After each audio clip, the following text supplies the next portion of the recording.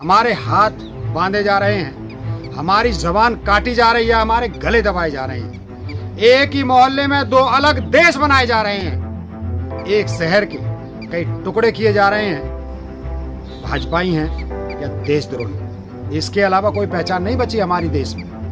हमें भी कुछ वैसा ही करना पड़ेगा जैसा अंग्रेजों के खिलाफ हमारे बुजुर्गों ने किया था। साथियों, देश को एक तूफान की जरूरत है जिसमें पाखंडी और झूठ की सरकार उखड़ जाए। वो देश जिसमें धर्म के नाम पर दंगे नहीं, धर्म के नाम पर त्योहार हुआ करते थे और अपनी सोच को दरकिनार करते हुए सिर्फ संविधान के अनुसार फैसला देने वाला मजिस्ट्रेट वापस लाना होगा। भाइयों, कल मैंने आप सभी से पूछा था कि अब क्या।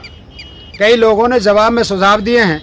पहले मैंने सोचा कि बिना नाम लिए इन सुझावों की चर्चा करूं, फिर ख्याल आया कि कमेंट के साथ नाम तो आया ही है, फिर कब तक छुप कर बात करेंगे, कब तक पर्दे में रहकर आवाज उठाएंगे।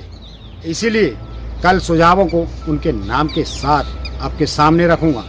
फिर आगे चर्चा करेंगे कि उन सुझावों में सबसे बेहतर क्या है और हमें कैसे आगे बढ़ना चाहिए। अब आवाज को बुलंद करने का वक्त है, क्योंकि अब पानी सर से ऊपर जा रहा है। हमारे हाथ बांधे जा रहे हैं, हमारी जबान काटी जा रही है, हमारे गले दबाए जा रहे हैं, हमारे सहारे तोड़े जा रहे हैं, हमारे कदम बहकाए जा रहे हैं। हमारे परिवार थे, हमारे दोस्त थे, वो भी दुश्मन बनाए जा रहे हैं। एक ही मोहल्ले में दो अलग देश बनाए जा रहे हैं, एक शहर के कई टुकड़े किए जा रहे हैं। नुक्कड़ की दुकान पर अब कोई साथ नहीं बैठता, खाने की टेबल पर झगड़े हो रहे हैं, शादी पार्टी के माहौल में राजनीतिक बहस हो रही है। अब कोई दोस्त भाई नहीं रहा, बस भाजपाई हैं या देशद्रोही, इसके अलावा कोई पहचान नहीं बची हमारी देश में। लेकिन हम सब अपने सामने ये सब होते हुए देख रहे हैं। क्या इस बेजुबानी के लिए हमारे बुजुर्ग हमें माफ करेंगे? क्या इस बुजदिली के लिए हमारी औलादें हमारी इज्जत करेंगी? क्या हमारी बहनें हम डरपोक भाइयों को राखी बांधेंगी? क्या हमारे माँ बाप हम जैसी कायर औलादों पर खुश होंगे? नहीं मेरे भाइयों, हमें अपना डर, अपनी कमजोरी, पुलिस, FIR, धमकियां, गालियां और तानों को झेलना सीखना होगा। हमें इन्हें अनदेखा करके देश के भविष्य के लिए कुछ करना होगा। क्या हमारे क्रांतिकारियों ने, हमारे स्वतंत्रता सेनानियों ने ये सब नहीं झेला होगा? उनके ऊपर तो हमेशा बंदूक खिंची रहती थी, फिर भी उन्होंने हार नहीं मानी, मर मिटे, लेकिन पीछे नहीं हटे, चुप नहीं रहे। हमें भी कुछ वैसा ही करना पड़ेगा जैसा अंग्रेजों के खिलाफ हमारे बुजुर्गों ने किया था।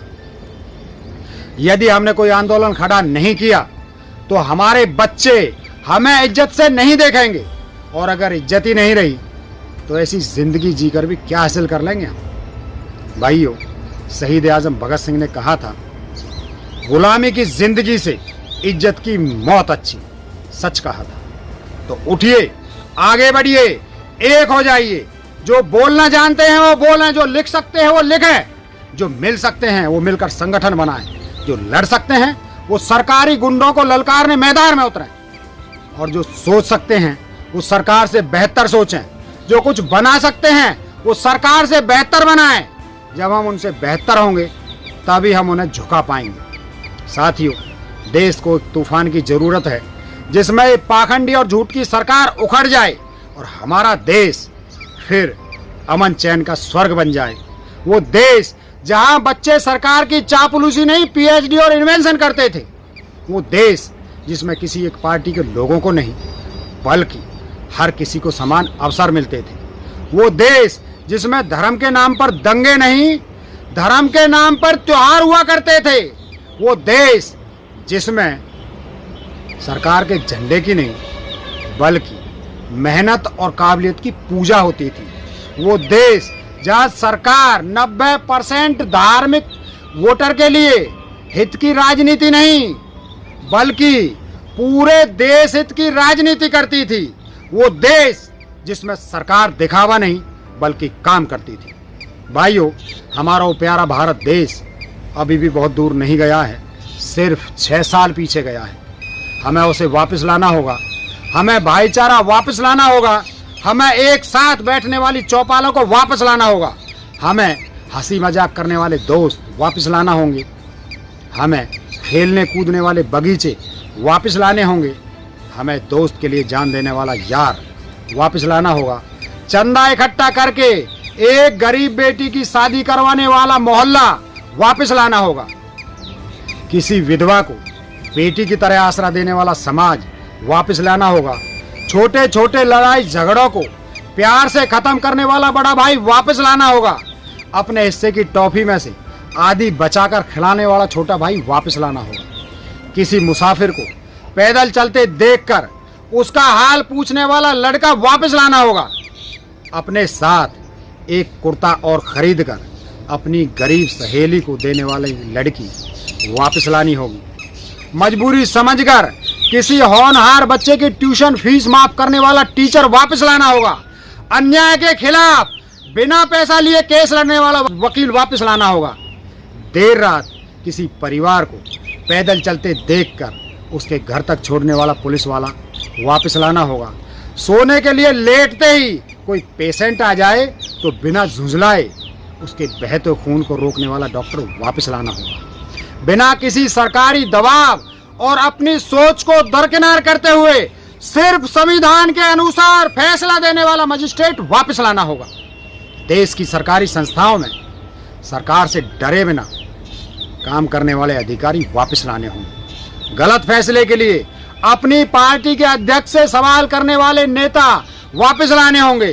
किसी मुख्यमंत्री की जन विरोधी नीति के खिलाफ अपनी ही पार्टी में आवाज उठाने वाले विधायक वापस लाने होंगे।